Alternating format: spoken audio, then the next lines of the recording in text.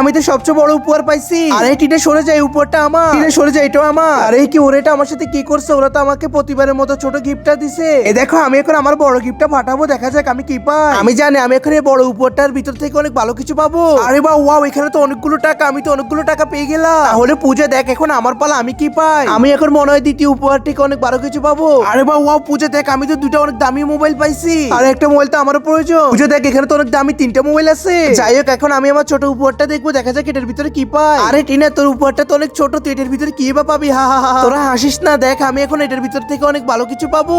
তুমি যদি চাও তোমার বাবা অনেক অনেক বছর বেঁচে থাকুক তাহলে ভিডিওর মধ্যে একটা লাইক করো। আর যদি চাও তোমার মা অনেক অনেক বছর বেঁচে থাকুক তাহলে চ্যানেলটিকে সাবস্ক্রাইব করো। আর তুমি যদি চাও তোমার মা বাবা দুজনে অনেক অনেক বছর বেঁচে থাকুক তাহলে লাইক সাবস্ক্রাইব দুইটা করো। এই দেখ প্রথমে বেলুনটাকে ফাটিয়ে ফেলবো। আরে টিনা, তুই তোর এত ছোট গিফট বক্স থেকে এটা আবার কি পাইলি? ওয়াও, আমি তো খাতার কলম পেয়েছি। আমি তো এখন মন ভরে পড়াশোনা করতে পারবো। আর বন্ধুরা, তোমাদের মতো কে কে আমার মতো পড়াশোনা করতে ভালোবাসো তারা কমেন্টে বলে যাও।